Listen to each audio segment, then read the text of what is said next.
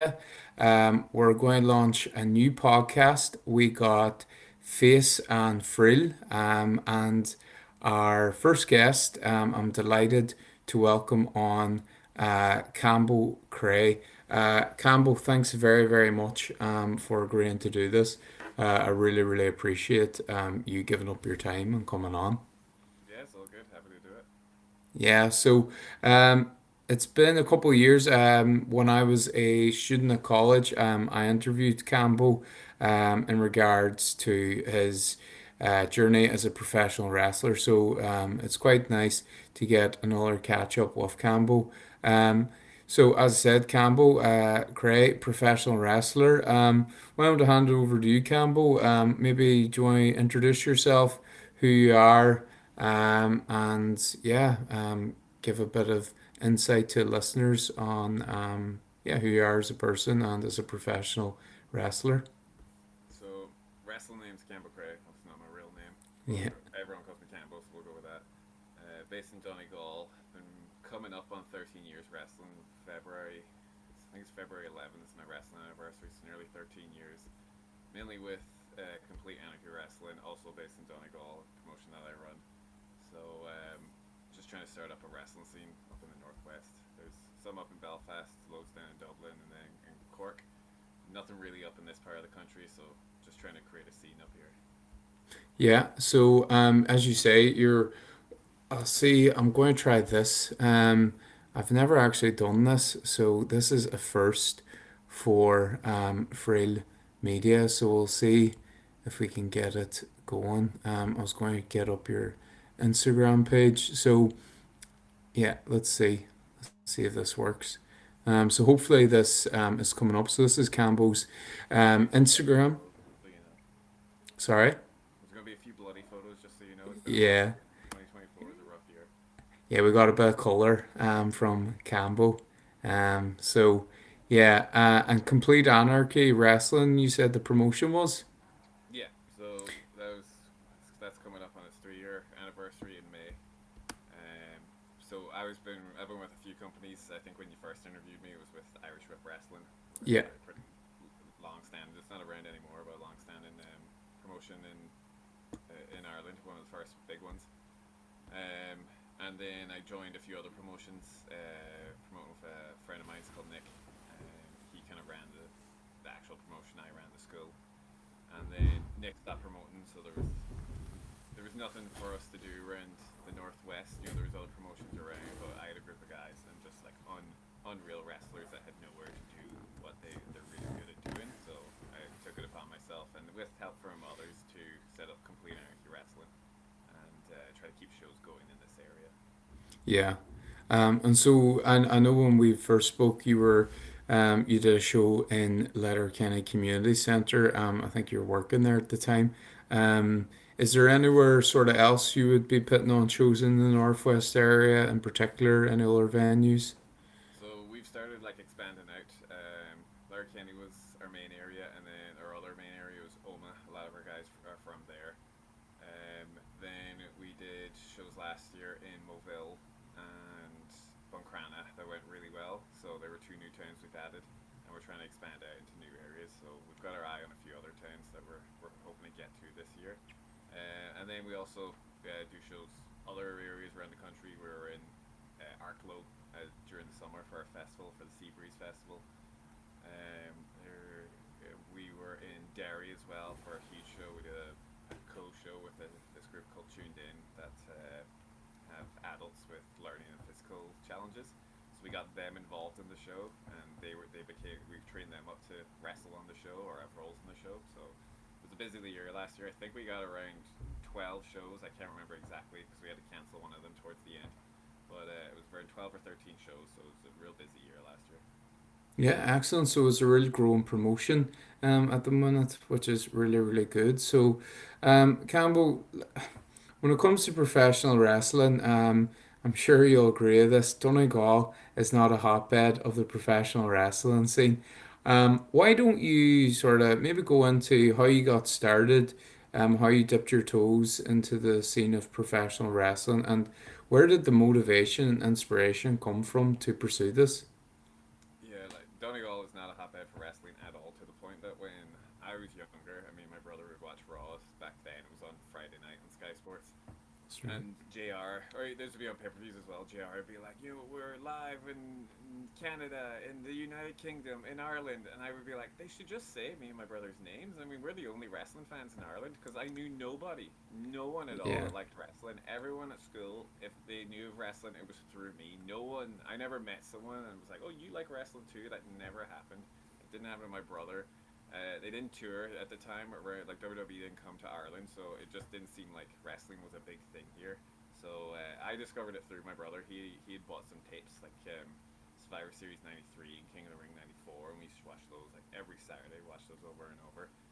And for whatever reason, it just really resonated with me. Like, didn't care about any other sports, but wrestling just seemed like like it is this larger than life type thing. Hmm. And seeing these guys, it wasn't even like it was like, oh, in America. It was just like Raw and watching SmackDown and these pay-per-views. It just seemed like its own world, and it seemed like really far away. And then every now and then, some little Irish show would happen, or touring United Kingdom show would happen, and you go see it, and it would, even though it was like these like out of shape guys or skinny guys, and these amateurs, and they were putting on real good shows, but it was still amazing to see. You're like, this is wrestling like in front of my eyes. It was unreal. So it was just something I always wanted to do. Didn't know how I was going to do it. Kind of just did anything I could to kind of get close to it. So any kind of little acting thing I really enjoyed. Then I started doing kickboxing, which at the first class I remember was like, oh, this is kind of fun. And then they taught us a side kick, and I was like, that's a super kick. And I Yeah. was super excited then. And I was like, I'm going to keep doing this every week. This is the closest thing I can get to wrestling. And then they started teaching us jujitsu, and I was like, this is pretty much wrestling. I was loving it. And then the wrestling channel came along, and I seen Irish Whip Wrestling on it, and I was like, oh my god, it's wrestling actually in Ireland. Like, I couldn't believe it. And so I went to an Irish Whip Wrestling show, and this is how small the Donegal scene is. Now, maybe it was the venue, they blamed the venue, but me and my brother went to it, and we were two of the 8 people that were in the crowd. It was like Okay. literally, and they put on a match. They did one match for us, and they put on a really good show. And I spoke to some of the guys afterwards. They were like unreal, really nice guys with Irish Rip Crew. But I was just like, why is more people not coming to the wrestling? Then there was another show where Bret Hart was a guest at it. It was with American Wrestling Rampage. That was a big show. And Oh yeah. that was like 1,000 people. That was unreal.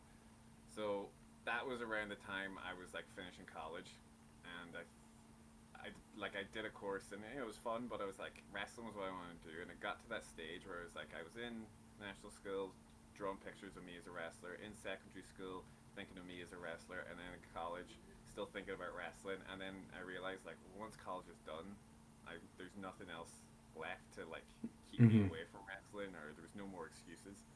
So it was a, if it's not now, it's never going to be kind of thing. So I emailed Irish Whip Wrestling asking about their training school. They didn't actually have a school at the time. It was more of a go to their shows and help out. We'll train you Hmm. before the show, or kind of thing. So I just emailed them. They told me about a convention show they were doing, and invited me along. So I got on a bus, like 4 hours, Dublin, and you looking back on it, it was, even I was a full-grown adult, so it wasn't too bad. But I was looking back, it's like, I didn't know these people. They were all strangers. I didn't know where I was going. This was a new place in Dublin I'd never been before. I'd only been to Dublin a handful of times at that stage, and I met up with them, and I just threw myself into the experience. Like, day one, I was ring announcing. Day two, I was refereeing, and I was stuck in it then. And I say that in the most best way possible of being stuck in it. I was like, this is it. This is what I want to do. In some form or fashion, I had to be involved in wrestling. Yeah. That's really cool. And so how did the training start then? Obviously, people maybe aren't aware. There's a lot of training involved before you get to that stage where you're ready to have a match. You don't Irish Whip, they didn't have a training school, but how did your initial sort of training process start? So they didn't have a training school, but they kept the ring in one of the wrestlers' uncle's shed. This sounds real Okay. shoddy, but every Yeah, yeah. wrestling company does this. So if everyone thinks it's like glamorous, like there's no performance center like WWE has, most places are like this. It's shoddy sheds is where rings are kept usually.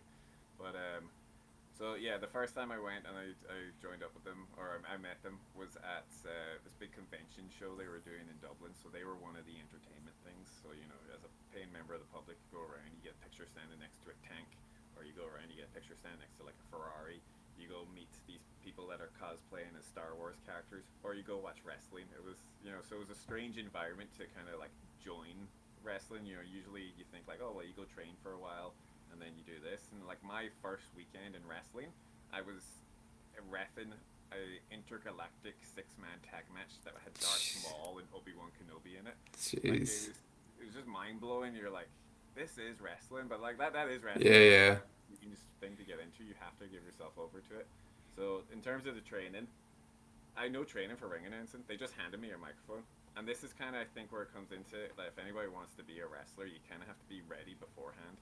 So, like, I can give advice to anybody: do jujitsu or gymnastics for Okay. the fullness of it, and then do some kind of acting or performance to get ready for that. So, I'd done like minimal acting, but I'm comfortable with a microphone or Yeah. speaking in front of crowds. So when they handed me the mic, I could do coming up next in 20 minutes. I could do one of those voices, and that was Yes. enough. Where they were like, he's got a little bit of charisma, not much, and I wasn't like great at it, but it was enough anyway. And then and then if you want to get involved in wrestling, you gotta know wrestling inside out. So like I talked about watching those videotapes, like I watched them like every Saturday with my brother, and I could like do a Russian leg sweep, and no one like could show me how to do a Russian leg sweep because I just watched wrestling and broke it down so much before I started training. Like my brother takes credit as my first trainer because he was me like wrestling so much as kids. So when it came time to do the moves in the way the convention worked, they would do a match on the hour every hour. So they would do a match, the crowd would watch it, and then the match would finish. So it'd be about like the match was 15 minutes or so. So it was about 40 minutes or so until the next match, and then that's when they would take me in the ring. They show me a few wrist locks, a couple rolls, some bumps, an arm drag, and I was just like anything they showed me, I was just trying to take it in as much as possible. So after that first weekend, I had a few moves, and then they took a Christmas break. So then I went to the shed where the ring was kept, and we did a couple training sessions, and then that's where they kind of like took me through my paces. There was other guys there, like more experienced guys, so I was learning a lot from them and working with them, and them showing me like little tricks and tips on things. But that was the extent of the training. Like it wasn't like, oh, you go through 6 months of intensive training. Like I Okay. did a Yeah. couple moves here or there before Christmas, and then after the Christmas break, we did 2 or 3 sessions, and then I was on a show then. So Okay. it, it's a sink or swim kind of atmosphere. Yeah. Yeah. Interesting. Very, very interesting. And listen, we spoke about Donegal not being a hotbed for professional wrestling. Donegal, at the best of times, has a small town mentality, and sometimes people can, I don't know, question things that are out of the ordinary. What sort of things were you listening to in terms of maybe family or friends, or how did you sort of overcome that? People saying, "What are you doing, pursuing this wrestling?" Or what sort of your experiences of that? Um, so when I was a kid saying I want to wrestle, it was kids say whatever. So most adults just were like, whatever. They didn't think much of it. My friends, I got a few friends into wrestling, but then they found out that it wasn't real, and I was adamant it was real at the time. So Yeah. then there was a rift between us because I was so steadfast. They were right in the end, so apologies to those guys. But I was there. I was like, no, it's real, guys. Secondary school, it's not really the thing you talk about a lot, especially when you're like, not many other people like wrestling, so you didn't bring it up much. I had a couple friends like Sean and Kevin who we liked it, so we would go and we play the WWE games all the time. So you found like your small groups that liked wrestling, and then you kind of it's almost like you're living two lives. Like I love wrestling, so I had to kind of Hmm. be like, you know, normal me is the wrestler, or into wrestling. So I'd have like almost this fake persona where I try to be a normal person and talk about normal things, and then me, Sean, and Kevin, or me and my brother would go hang out and we talk about wrestling, and that's where I was most happiest. So you're trying to find these little pockets of time where you can like really enjoy it. Um, and then I got to be in college again. No one really liked wrestling, so I had all these moments like throughout kind of wanting to do it where I didn't tell my family for like when I got to be older, like around a teenager, that I wanted to be a wrestler in case they thought it was stupid, and I didn't want like a problem to come from it. I remember telling my guidance counselor that I wanted to be a wrestler, and he laughed at me, like straight out to my face, just laughed Jeez. at me. And this was in front of the class. It wasn't like I went for a private meeting. He's going Yeah. looking at everyone. What's everyone's career aspirations? And the guy next to me was like, I want to be a primary school teacher, and then came to me and was like, I want to be a wrestler. Laughs at me. So like I said before, like once I was graduating from college, I was like I have to do it now. It's going to be too much regret if I don't do it. So I told my family at some family dinner, I was like, I think I'm going to try wrestling. And to my shock, they all went, "Oh yeah, we figured you would." I had like Yeah. years of stress, being like, "How am I going to tell them? They're going to think this is stupid. What if this causes a rift? What if we don't talk after this?" And they were all like, "Yeah, of course you were going to do this. Like we always knew you were going to do it." So everyone like every, most people think it's strange. You say you do wrestling, they go, "Is that what Conor McGregor does?" And, they all think Yeah. it's UFC. So there's a bit of like uh, misunderstandings on what it is, and then those that even get it kind of don't really understand. Like they look at you and think like you're gonna be a wrestler because they all assume you're supposed to be 6'8" and 300 pounds of muscle. So there is confusion with it. There is people that don't really buy into it, but you find those people that like it or support you. And luckily, I have that. Like my family was always very supportive. I had my brother who's always had my back with it, and I found a few friends along the way. And then now my crew of wrestlers are essentially my second family because Yeah. once you share that bond of wrestling, it's your brothers for life. It sounds cliche, but you are. Yeah. And you were talking there earlier about a baptism of fire in terms of quite a quick turnaround with initial training, maybe a bit green, and then going into your first match. Do you remember your first match? No, not at all. I Nah. just told this story to some of my trainees the last day. I was telling them about matches and just adrenaline and how it carries you through. But yeah, so this sounds so when I see my training, yeah. So I had a couple moves before at that convention show before Christmas, and it was the basics like a few wrist locks, rolls, and a couple bumps. Then there was like a 2 or 3 week break over Christmas, and then they started up a couple training sessions, and it was one like a Saturday, and then maybe I'm trying to think when it started. So this would have been in January, like so probably mid January. We did it one training session for let's say 3 hours. Then there might have been two others again for about 3 hours. So in total, if you add it all up, I had maybe like 10 to 12 hours of training. And then they had a show at this like around February 11th or something like that. And then so I'm still green as you're saying. Hardly any training. No, like don't not even thinking I'm anywhere near shows. Maybe I'll referee this show. So I go again, meet them in Dublin. We're going to the show. It was in Nice. And in the car, one of them goes to me, "Do you have gear?" And I go, "No, I don't have gear. Like, why would I have wrestling gear?" And they go, "Because you're on the show today." And I go, "What?" Like, yeah, I have my black trackies to ref, and you're giving me a shirt. And they go, "No, wrestling gear." And I was like, "Why am I wrestling?" Like, I just didn't. I was fully like, "Yes, I'm Yeah, wrestling." But in yeah, my head, I'm like, "What is?" I'm like, "Why am I wrestling?" And it was like a full credit to the guy Ray Rooney who I was wrestling. I don't remember this match. I wasn't ready to do a match. Luckily, I was good enough to remember moves. So, like, you eventually, when you get good at wrestling, you learn how to work a match and you learn the sections of it. I didn't know any of that. So you, like, let's say a wrestling match, you tell a story in kind of a three-act structure. I didn't learn any of that. And you have your moments like your cut off, your heat, your comeback, and your finishes. I didn't know any of that. I just learned move one, move two, move three, move four, move five. I just learned it that way, and like went over and over it before the match. And Ray just helped me along with it. In terms of remembering the match, all I remember is looking at myself in the mirror backstage because I didn't have gear, so I had to borrow gear from everyone else. Someone gave me a pair of just workout shorts, so I had black loose workout shorts on. jeez. Someone gave me electrical tape to tape up my fist because I knew I always wanted to tape up my fist, but Yeah, yeah. electrical tape is this like rubbery thin kind of tape, so it looked really bad. I think someone gave me a pair of kick pads, and I just wore my sneakers underneath them. I looked terrible. So I remember looking at myself in the mirror, and it was like the logical part of my brain was going, "You look awful," but also the other part of my brain was going, "You're gonna wrestle. Like this is your Yeah. wrestling gear tonight." So it was still really cool. And then I remember standing behind the curtain. It was a theater setup, so the ring was on a stage, and the whole crowd was just on one side. And I just remember they said my name, walking around the curtain, and it was a good crowd. It was like 180 people there.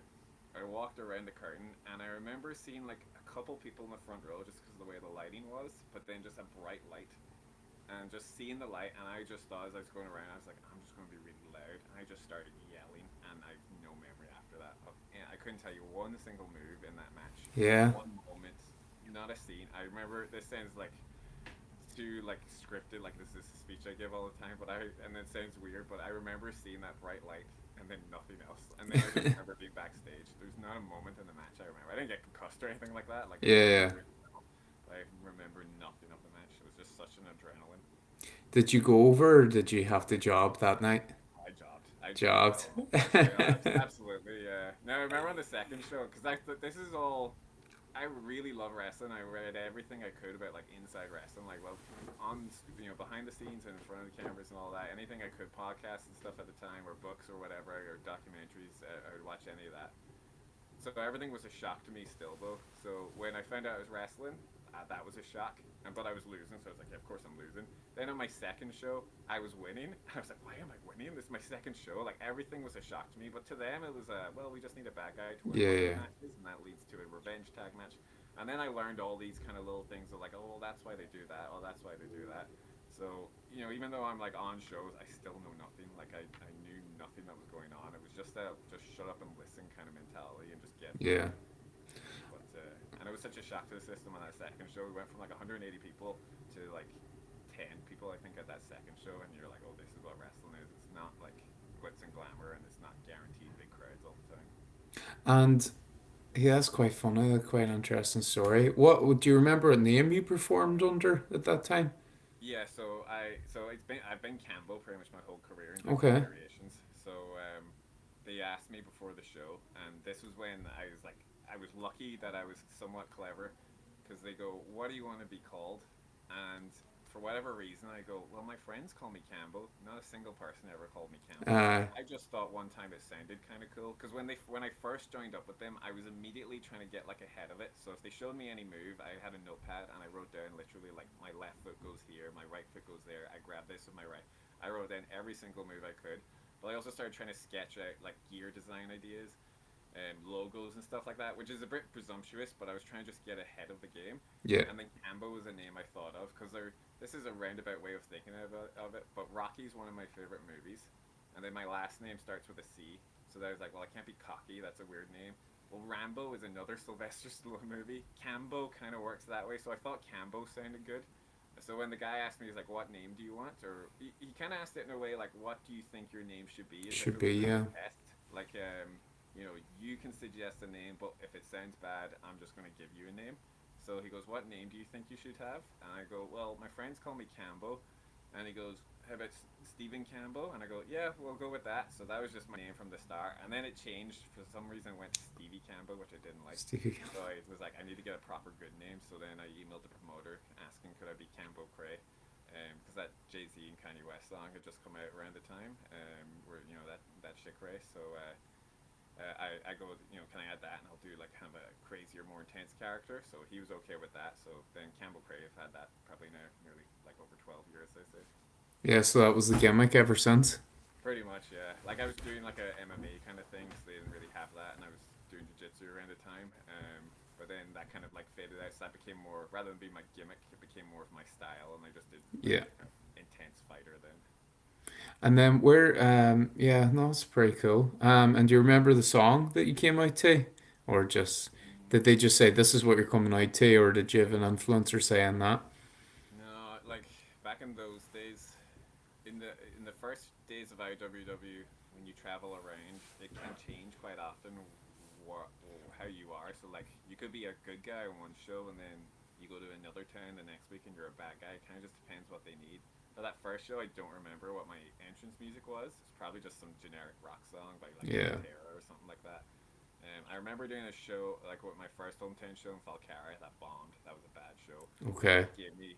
Can't remember a song. I think it's by Pantera, but it's one of that ones like like builds up, and it goes like wah wah wah, and then it kicks off.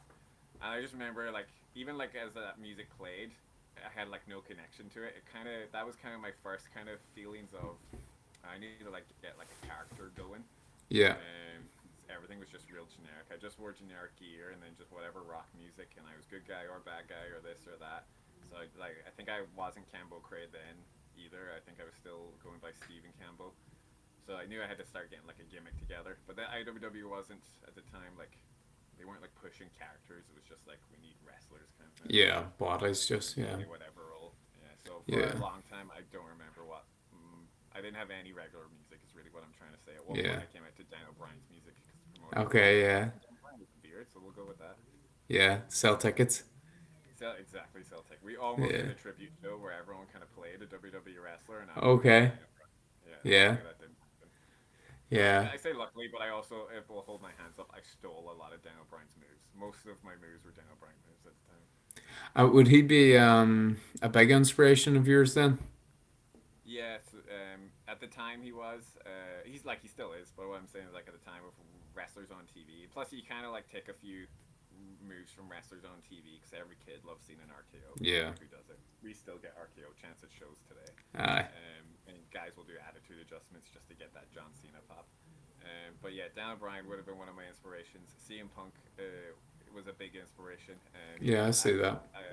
I don't drink, and like I'm straight edge. So when I was a teenager and like everyone, you know, there's big drinking culture in Ireland. I just never really was interested in that. But I also just like, well, I just don't drink and I don't want to smoke and any of that. And then CM Punk came on TV and started talking about how he doesn't drink or smoke or do drugs and he's straight edge. And I was like, oh, that's what I am. And then when I seen him wrestle, I was like, oh, those are kind of moves I would want to do if I was a Hmm. wrestler. So he was a big inspiration. And Bret Hart as well is like the OG legend that I would have like grown up watching. So they'd be the three big ones probably. Dan Three O'Brien, big Punk, and ones. Bret Hart. Right, so let's narrow it even more. If you had to have a dream match with an opponent, maybe they're not within the list, which one are you choosing out of the three? I think someone's asked me this before, and everyone assumes it'd be Bret Hart. And but I think it's some idea for someone, but I can't remember who it is now. But if I had to pick who I think is the actual greatest of all time, it would be John Cena. Because and people Okay. would be like, no, it's not John Cena. But if you look at all the metrics of in-ring ability, microphone ability, selling tickets, longevity, and success, I don't think anyone comes close to Cena. Like Ticks the all money boxes, is yeah. unreal. But they were around for like 5 years. Cena's been around like for 20 years pretty much. 20. Yeah, so like I would, and Cena's, you can tell Cena's just clever at wrestling. So I think I would learn the most from Cena because you would learn like the behind the scenes. You would learn how to put a match together. You would learn how to call a match because I think a lot of it he just calls in the ring because people make fun of him because he talks really loudly in the ring. Hmm. But I think I would learn the most. So if I had to pick from those three, I think I would go with. I think I'd probably go Punk, and then but if I could pick anybody, it would be Cena. Okay, yeah, very good. And that sort of brings me to another point. I was actually having this conversation earlier in the week. Obviously, worst kept secret in the world. Wrestling scripted and predetermined. But a lot of people don't know that, because of the schedules and just the culture and sort of historical way that wrestling works, a lot of the matches are sort of improv or they're called on the spot. How does that work in terms of your own independent um, wrestling? You've got probably a little bit more flexibility to plan stuff out, but or do you sort of call it on the fly? What's your approach for matches? Uh, so in terms of calling it on the fly, a lot of guys will say they do that.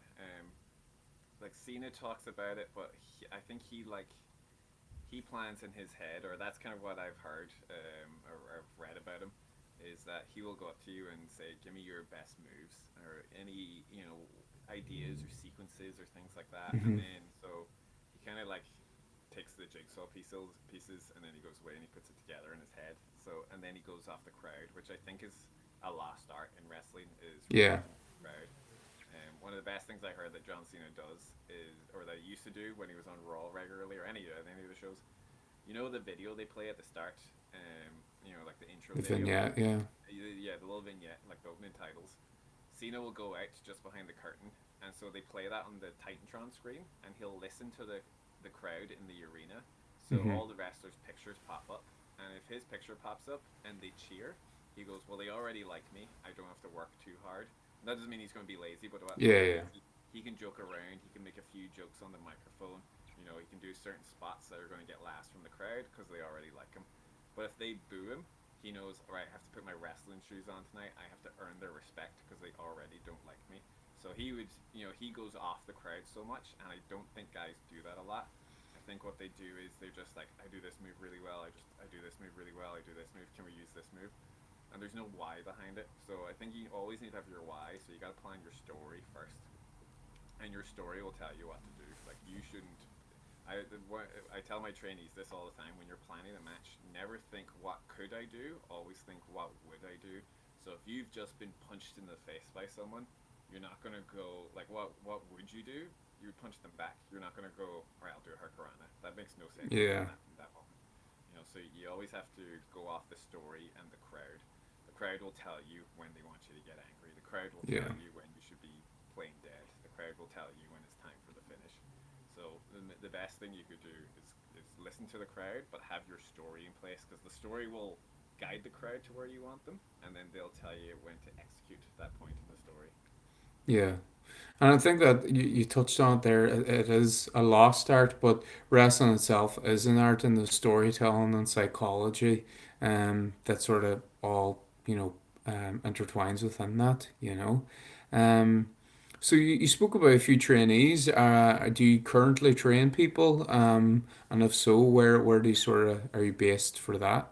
Yeah, so we've actually just rebranded our school. We used to be the CX4 Wrestling Academy, but the company that me and a couple others have started is Complete Anarchy Wrestling. So just for the sake of branding, we've rebranded. So it's now the Complete Anarchy Wrestling Academy or CAW Wrestling Academy.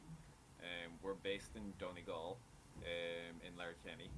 So you just message the CAW page. We're on Facebook and Instagram and Twitter, and you can get details on where it's at. We train twice a week. Sometimes 3 times a week. We'll do occasional seminars. Actually, we got one coming up soon at the end of this month. But it's open to anybody, literally any beginner, any background. We have guys from all different backgrounds. One of our guys is so we have a guy who's been training 20 years and came to our school. He helps kind of run the place with me. He's my co-coach. Then we got guys that from like weightlifting backgrounds, GA. One of our guys is a Special Olympian, who's won gold medals at the Special Olympics. So we have multiple trainees from all different backgrounds. So it's open to anybody that wants to try wrestling, and that's kind of the goal of it. Is that when I did it, I had to go to Dublin, and then Yeah, even that shed I talked about, I would get a bus to Dublin, wait around an hour and a half, and get a bus to Offaly, and then do that back again. So I'm leaving at 5:30 in the morning, getting home at 2:30 in the morning, the next night. So it's just trying to like make something that's easier. And for me to be like, if I told 5-year-old me, hey, you're gonna have a wrestling school in the town you live in, like that'd be mind blowing. So yeah. it's just trying to create something to make it easier for anybody who wants to wrestle. And then the current promotion that you're running now at the moment, would you have many wrestlers from that school, Donegal based wrestlers, or do you try and bring in people from all over the country? Both, like a lot of our guys are Donegal based. So it's me, Andy Cassidy, who he doesn't wrestle as much now. He's pulled back, but he's still involved in CAW. But he was Donegal based, and like we were very proud to do one of the Letterkenny shows and like have a good crowd there. And it was me and Andy in the main event, and we were like, look at this. Two Donegal guys putting on a Donegal show in Donegal, and he used to wrestle for Fight Factory is a company in Dublin, but kind of in the earlier days it was called NWA Ireland. He used to wrestle or like train with them, and he used to have to do the same thing. He would go to Wicklow to train. I used to have to go to Offaly. We met years later, became friends, and kind of started trying to get wrestling more popular in Donegal. So we were very proud of that moment. Then we got a bunch of our trainees from Donegal, Decky Shaw, Patrick, um, Bobby Blaze, they're all Donegal, and then we got other trainees still to come up and come through, and then a lot of the other guys on our show are just from Oma, so like not too far from Donegal, and then the furthest, and then we brought guys in from Dublin, Kildare, Belfast, so we'll bring in guys, but a good chunk of our roster, we're like a good homegrown kind of based promotion. We're not just going and getting the best guys from all around the country. We're trying to like be like make our own guys, make our own scene, and get it full Donegal based kind of promotion going. Very good. Yeah, no, it's great. I think it's great that the more opportunities that can be provided for people, the better, whether that be in Donegal or elsewhere, and it just helps create that community and network that, I suppose you would have jumped at when you were younger. Talking about being only you and your brother being the only two WWE fans, wrestling fans, So that's quite cool. And then as a promoter, what sort of challenges have you faced as a promoter that maybe people on the outside wouldn't realize? You said it there, it's not all glitz and glam. It's um there mightn't be airs and graces about the arenas, but what sort of challenges have you faced as a promoter? One of the hard things is actually just finding good venues, and that can just be logistics. Because if you have a 18 by 18-foot wrestling ring, you need a room that's going to fit that, and Yeah. you can get a lot of times people are like, "Oh, I know a good room for you," and then the roof is 10 feet high, and the ring from bottom to top of the post is 9 feet, and you're like, "How are we supposed to stand in that ring? How are we going Yeah. to do suplexes?" So actually, just finding a venue that works is a challenge. And then when you find a venue that works logistically, the venue itself is like, oh, we're not doing wrestling. Like I had one place that I tried to get a show in, and they go, oh, don't know about wrestling. We had boxing here one time, and people got very drunk and they were fighting outside. And I was like, well, we're not boxing, we're wrestling. Like we're a family Yeah. friendly company, and the bar is in your venue. Like you do not have to serve alcohol, and we probably would encourage that you don't serve alcohol. Don't. Like Yeah. and we're family friendly. And we're trying to give them all the polite reasons on why we're different from the late night boxing events that they would have had, and why we didn't need alcohol at their event. And then they go, yeah, all right. Well, if you want it, it's €400, and it was a real, take it or leave it. We don't care for your Yeah. business kind of offer. So we never did the show there. So wrestling kind of could be like a dirty word sometimes to some people Mm. that. I remember another venue I was trying to get involved in, and I had a friend ask for me, and they said they want nothing to do with wrestling. That's as if it was like beneath them to have it there. So it's just trying to find a good venue and then a good venue owner or whatever you'd call it to work with, because you want them to help promote as well. Sometimes that's the benefit of the venue is like, hey, you have a good reach on your social media page. If we do a show with you, could you promote us on that? And so luckily most of the venues I've had, like I'll give a shout out to the Larkin Community Center. They've been unreal. The INF that we do shows in Homa, they're unreal. Where we did Mobile and Buncrana last year, unreal. So we've got a good string of venues and people we work with now. So as a promoter, that would be the challenge. Then the other challenge is just general promotion as well. It's just trying to get people to go. Mm. I think you'd be surprised like how many people actually like wrestling but won't go to a local wrestling show. Yeah. They just want to go to WWE or something like that, or another promotion, and they just kind of assume. And hold your hands up. We're not. I'm not saying we've got the same budget as WWE and you're going to get pyro or anything. Well, we have a wrestler called Pyro, so you're going to get pyro. You're not going to get fireworks at our show, is what I mean. So, but you go for the interaction. That's the benefit of our show. I always kind of make this analogy to the trainees. It's like you want the crowd to feel like they're holding a video game controller, so they can interact with the show rather than a remote control. Because you put on a movie, you can't like you watch the Avengers. Captain America's Mm. not going to high five you, but you come to a wrestling show, a wrestler will. You could yell at the wrestler, you smell. The wrestler will get in your face and be like, I don't smell. What are you talking about? Like that. I tell them like those are the memories that kids want, and those are the moments that people that come to our show want. Like even that IWW show, I remember a wrestler came up to me and I was like, I used the bad guy, so I was giving him guff back, and he comes up and he like taps me like that in the face.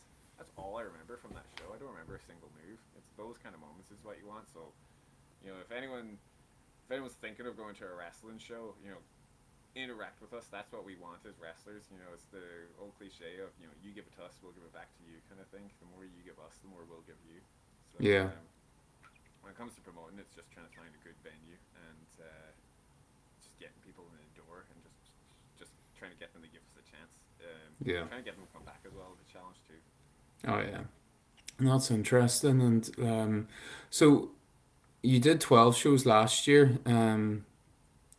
What's that look like? Do you spread it out throughout the year, or do you have a season that you sort of summer, the kids are off school, let's strike here, or how does that sort of look? Is there, I don't know, um, yeah, you want to give some insight towards that? It kind of you kind of want to make sure the main thing you want to do is you don't want to burn out a town. So if you have a good town, you don't want to overdo it, because then they'll either get bored with you or they feel like they're spending too much money, and it becomes the kind of thing of, well, if I don't go to one, I'm not going to any, because I feel like I'll miss. If I don't go to this third show in this town, have I missed something? And that's not usually the case, but that's how people will feel. So you kind of want to make sure you spread out your towns evenly. You want to watch out for any major holidays. Like even sometimes doing stuff around like St. Patrick's Day or Easter, and you'd be like, well, the kids aren't in school then, but chances are they've got plans made. The parents are Yeah, taking them on a trip somewhere, or there's some parade on. So it's you kind of want to avoid those situations as well. Summer can be tough because people are going on holidays, um, and they're not. They're out and about, but not in the usual areas where, like, they're walking through the towns to see the posters, but they're at the beaches, and you don't poster at beaches, so it can be hard to do those kind of things. So when we're planning out a year, it's a case of picking our main towns, trying to spread them out evenly, but then sometimes you'll have factors like that festival show we do. We don't decide that date, they do, so we have to make sure yeah, we keep a show away from there because it's such a long journey to that particular festival. You don't want to do a show like the next day or even the next weekend because the guys are so busted up after that one particular show. And then you'll have people that come to you requesting shows, so then you have to try to fit them into the calendar. And like say you do, so Buncran and Mobile are fairly close together, so you want to make sure you spread them out. So there's a lot of like mapping it out. And then also the storylines can get involved in it. You're like, well, I know these two wrestlers will sell well in this town, and so we'll do this show in April. And then one wrestler just isn't available, and you're like, all right, well, we're gonna have to okay, yeah, change towns now. We're gonna have to delay that show, but that means we gotta do one show this weekend and another show immediately the next weekend, which can be a bit tough at times. Trying to advertise two things at the one time because it can get confusing for people following us on social media. They're like, well, I'm not sure where they think it's one show and they're not sure where it is when really it's two shows. yeah, okay, interesting. Sounds quite stressful, if I'll be honest with you, Campbell. The promoting, yeah, is like Yeah, like you brought up my Instagram page, and like I had cut my ear this year, and I got a scar on my head, and I split my head, and then marks on my back. But honestly, the wrestling's the easy part. Like easy that, part, the yeah, 20 minutes I got to go out and wrestle, it's like the relief is off. But with the other, if the show's 2 hours long, the other hour and 40 minutes on there where I'm promoting backstage is the most stressful part. And then you have a whole month build up where you're trying to actually promote the shows, and you got to put up posters. And we're all very like in house here at CAW. Like it's a lot of us doing it, designing the posters. You get them printed, we go put them up, and then you're constantly checking to make sure no one's taking them down, which happens a lot. Constantly putting up stories on social media, trying to film little promos to get more interest going. So the wrestling is the easy part. Like when the first bell rings to the last bell, the last match. Like you ask any of the guys when they get to wrestle, that's the easy part. But when you gotta then go yeah. out and walk the town and poster for 3 hours, and then for me anyway, the promoting or the running of the show backstage is can be very very stressful. Yeah, yeah, no, it definitely sounds it. I don't envy you in that regard, you know. But it shows how passionate you are for it as well. And I'm sure it's very, very rewarding between the training school and the shows. It's probably yeah, very fulfilling experience. So, um, what do you think about the current state? Let's sort of go wider wrestling, professional wrestling. I was just actually having this conversation with someone earlier in the week. You were talking about how, actually getting to watch wrestling used to be such a struggle.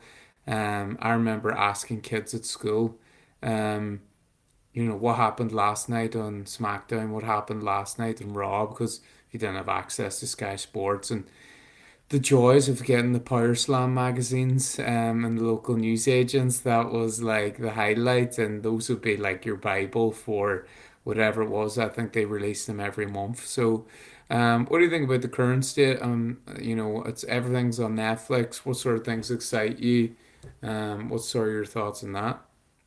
It's good and bad in a way that I mean my brother just said this because like the first Raw happened on Netflix, and the next day he was like, "Hey, a load of people at work were talking about it, and they weren't wrestling fans, but it's just easier to see now." And like you were saying about how you have to ask people what happened on the wrestling because it was hard to watch back then. I remember listening to Isaac Yankem versus Bret Hart in a steel cage match because we didn't have proper Sky, we had basic Sky, Okay, yeah. so Sky Sports channels were all static, so you could Fuzzy, hear. yeah. Yeah, you could hear the audio, so we just listened to the match and we thought like this is great. And eventually we got proper Sky, and so we were able to watch Raw. But yeah, before then it was like getting my cousins to record it, or Mm, waiting 4 or 5 months for the pay per view happens, and then you wait 4 or 5 months, or we used to have to wait for like the summer holidays to go like England or wherever we went to buy the videotapes then, and then you finally got to watch them.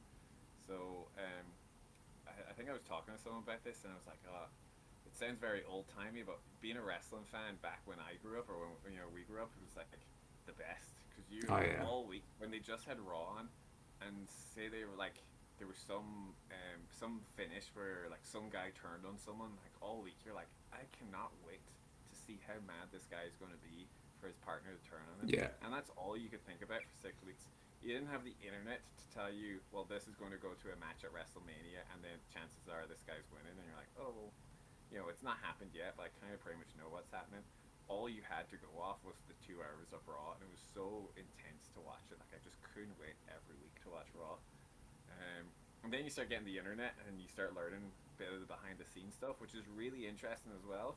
Oh yeah. So those is the good things, and now everyone can watch like Netflix and watch Raw, and in the UK watch NXT and SmackDown as well, which is really good for new wrestling fans. But the bad thing is, and it's not really a bad thing. Like it is good if you're a wrestling fan, but the bad thing is, it's so easy to watch wrestling these days. It's so Mm, easy to put on wrestling these days. Like when I was a wrestling fan back then in the days of like Raw on Sky, like on Friday nights, there was I didn't know of any wrestling companies, and then IWW came along, and I was like the one I knew about, and then NWA Ireland came along, and I was like, oh, there's two.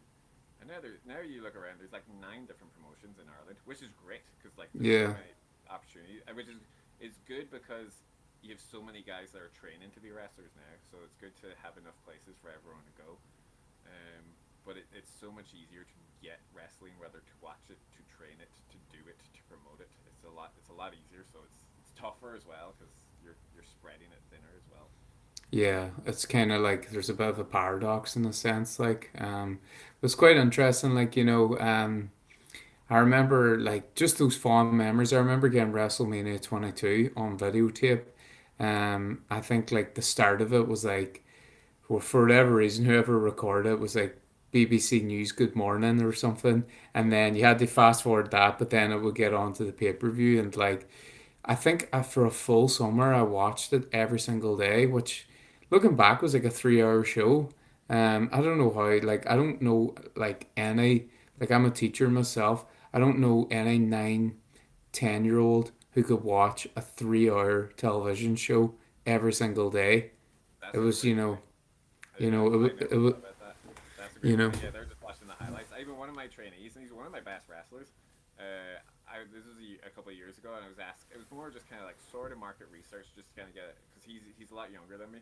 And I was like, "How do you guys consume wrestling?" And he goes, "I watch NXT highlights." And I go, "So you watch so you watch NXT every week?" And he goes, "No, I just highlights." And then sometimes I'll watch like move compilations, like top 20 DDT variations and stuff like that on yeah, YouTube. And I go, so you don't watch like a from start to finish episode of any match. wrestling show? And he goes, no, just like highlights. And he's class at wrestling, but Yeah, so it worked for him. But I couldn't believe it. Yeah, and I would be like you. It's like back in the day, I would watch the same content over and over over and and over over, yeah. again. I have a stack of DVDs next to me, and it was stuff I would watch. You watch the ECW matches and the same ones over and over, and then eventually start getting a collection. You can like mix and match. Yeah. But it almost it's kind of like what I was saying before. Like once I got the WWE network, it was hard. It's like there's such a big option. You almost don't Mm, know what to watch then at that stage. yeah. Well, it's that paradox of choice, it's quite interesting to think about. But yeah, it was like hen's teeth at one point trying to get access to wrestling. I remember specifically watching TV once, in my dad's pub, and they had Sky on, and I don't know what channel it was, but Jushin Thunder Liger flashed on the TV for a minute, and that was the first time I learned of wrestling outside of WWE. Yeah. Um, and I think I spent like all day watching that channel, waiting to see if that advertisement would come on again, just to see an image of Jushin Thunder Liger. It was like it was crazy, like and there's real nostalgia and fond memories around that, That's what Um, the wrestling channel was like for me. That came around after WrestleMania 20, and then all of a sudden, like you're watching like New Japan and yeah, TNA and Ring of Honor and CZ, like watching a tournament or what I can't remember what the match they had, but it had like glass panes, like people falling off the cage through yeah, glass. And I never seen that before, and you're like, oh my god, there's so much other wrestling that you just didn't know about. yeah. So it was It's to know what's going amazing on, seeing like. that. Yeah. No, listen, Campbell, I really grateful that you came on and I appreciate this. Let's do some quick fire questions before I let you go. So you touched on it there already. Favorite wrestler, we'll say CM Punk, would that be fair, or are you giving the nod to Brett? Well, see, growing up, it was Shawn Michaels because my brother's Okay. favorite was Brett, so I couldn't have the same as my brother. So Yeah. I went with the next most successful guy, which was Shawn. But then Shawn, at the time, Shawn is a legend. I'll just get that across. One of the greatest of all time. But at the time, Shawn's character anyway was a scumbag, so I Yeah, really yeah, yeah. regretted that decision. I jumped to Diesel then because I was like, well, he's the next most popular guy. He left The the next WCW, so biggest one. yeah, if you leave the WCW, you're dead to me. I was a WWE guy through and through. So Brett at that, in the early years would have been the best, and then I think CM Punk probably is the guy, um, that I like the most these days. Like I get excited to watch CM Punk and listen to CM Punk, and I just think he's very clever. Him and Cena would be a close 1 and 2. Okay, very good. First match or event that you watch, you touched on, I think, Survivor Series 93 there. Yeah. Do you remember the first match you watched or event? The match that sticks out the most from that one that I would, and because I would watch this tape all the time, but I was the same emotion, would be the Hart family versus Shawn Michaels and the Knights.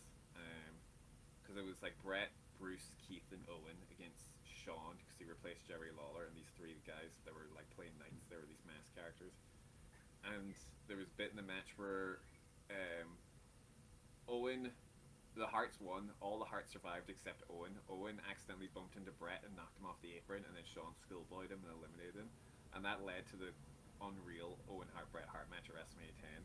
But I would watch that tape all the time, and every time Owen comes out and starts arguing with Brett, I would be like, just forgive him. I would be so annoyed. I'd be like, just be friends. Can you not be friends? And every time I watched it, I would have the same emotion. So that was the match that would stick out the most to me. So if I had to think of my first earliest wrestling memory, it's Brett and Owen arguing at the end of that match.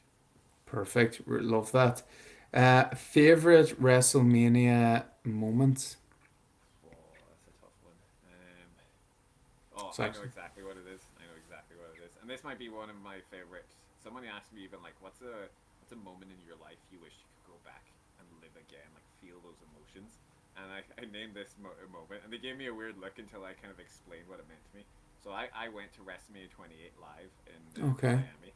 It was my first WrestleMania. Like I'd gone to WWE shows in Dublin and Belfast, but this is the first time in a stadium as well. I was just looking around. It's like there's 70,000 people here. It was like mind blowing to me. And this was my last experience as a fan, sort of, because I joined IWW in, let's say, December, or it was November, I think, and then Christmas break, and then I did that first match, and then I had already planned to go to WrestleMania as like a holiday. So I treated it as like, well, this is what I'm going to really enjoy this as a fan, and I'm going to try Yeah. to be a wrestler then after this. And I remember just watching it, and the show was unreal, but it was Undertaker versus Triple H in the Hell in the Cell, and I Jeez, really didn't that's want. oh my God. Do you remember that match where Shawn is the referee? I Yeah. really, really didn't want Undertaker to lose, and he had shaved his hair, he had the mohawk, and he looked so cool and badass. And then was such. I think of this like when I'm planning matches, and like I'm going off on tangents here, but Chris Jericho said this about planning matches. So there's a bit of advice just if anyone's watching in terms of planning matches. But Chris Jericho said, if you want a really good false finish, you got to think about if you were booked to win the match, what would you do to actually win the match? What would the Mm. sequence be? So if you want a really good false finish, use that sequence. So I remember watching the Hell in the Cell, and Undertaker got super kicked by Shawn Michaels straight away, pedigreed by Triple H, and in my head I'm like, well, if the streak is going to ever be beaten, this will be the way it's going to be beaten. So Yeah. I'm watching it going, I'm about to see the streak be beaten. And it was one, two, and then the kick out happened, and I lost my mind. It was the most like I just can't like it was like someone threw cold water on me. Like my body Yeah. just like couldn't believe it. I was so sure it was happening. Like it was one of those like I can't believe this happening, but it's gonna happen. Oh my god, it didn't happen. And even to this day, me and my brother every now and then just go, "Do you remember the kick out?" And we're like, "Oh, the kick out, yeah." Do you remember? And then you don't have to say Undertaker, Triple H, WrestleMania, anything like that. You just go, "Do you remember the kick out?" I couldn't believe Yeah. that moment was unreal to watch. The emotions I went through watching the kick out was unreal. Yeah, that must have been amazing, especially their live. Like, wow, Yeah. that's crazy. Favorite tag team? Geez, I don't really like. I love tag wrestling, but I don't really have a favorite tag team. I'm trying to think who really like even today, like who I really look out for. I'm just more of a singles guy. Mm, Even growing up, I just really liked the tag teams. I thought the Dudleys were cool because they had the tables, and yeah. like we were saying, like if you watch like some other companies like CZW, you would see tables a lot, but I'd never really seen tables until they came in. I'm not too sure. I'm probably gonna have to go with. What I really like watching is DIY. I think John Okay. Yeah. Gargano and Tomas Ciampa are just so good. You know who's actually great? And I did a seminar with them, so I'm going to actually pick these guys because they're such nice guys, and I love their characters, so I'll give them the shout. It's Pretty Deadly. Pretty Oh Deadly is yeah. great. Yeah, I could imagine. I Yeah. love a character. Like there's good like Johnny Gargano and Tomas Ciampa. They have there's like gimmicks and there's characters. They're characters. Like they you can kind of tell their personalities, but Pretty Deadly are like they're gimmicked up. The Yeah. disco Yeah. ball, the gear, the way Yeah. they talk. They're unreal. I could watch them all day. I love Pretty Deadly. Yeah. No, they're a good time. Yeah. Excellent. Last question, Campbell, and then I'll let you go. What is your favorite wrestling match? My one, like one Yeah. I've been in, No, or one one that you've watched that you're just like, this is a clinic. This is what it means to be. This is professional wrestling. um, it would probably be it always jumps out of my head. There's ones that kind of give honorable mentions to, but for some reason, what I always think of is CM Punk and John Cena from a Raw that I think was before WrestleMania 29, and I liked it because they, there's certain challenges with wrestling where fans know a lot these days, so everyone knew it was going to be Cena and The Rock. This match between CM Punk and Cena, winner got to go to face The Rock at WrestleMania 29. Everyone knew it was going to be Cena versus The Cena. Rock in a rematch. It was a guaranteed foregone conclusion. But Punk and Cena did such a good job. I was like, I didn't know who was going to win. And then Punk hit Cena with a pile driver, which you hadn't seen in WWE in years. It was such a good kind of well worked match that broke down, like, made the internet irrelevant. It kind of took me back to the days of being a kid where you're like, I genuinely don't know what's going to happen now. They had me on the edge of the seat. And there was also a kind of like, you could tell Punk was annoyed because he knew he was like third place in this feud that he was never going to get in it, but it was well, we're going to go out there and we're going to show them we should have been the WrestleMania main event. So anytime where I'm on a show or a spot somewhere or not now because I run the company, but if I was on somewhere, I was like I feel like I should be like this level up. I always think about that match and be like, well, just wrestle like how they did in that match and be like, I'm the one who should be in the main event. I just think it's a real good kind of like stick it to the establishment.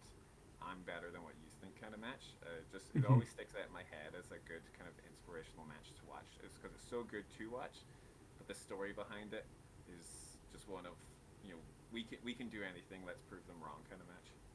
Yeah. Perfect. Love that. Excellent, Campbell. Really, really appreciate it. Thanks so much. And yeah, hopefully it's not another 8 years before we get a catch up. Yeah, we'll do a bit All soon. right. Yeah. Yeah, excellent. Okay, folks. Thanks for listening to episode 1 of Face and Friel. Make sure to like, share, and subscribe, and keep an eye out for episodes in the future. There we go. Excellent. Really appreciate that. Thanks so much. No worries. That was cool. Yeah. Big guy. I didn't want to ask you on camera, but that wrestling school, what days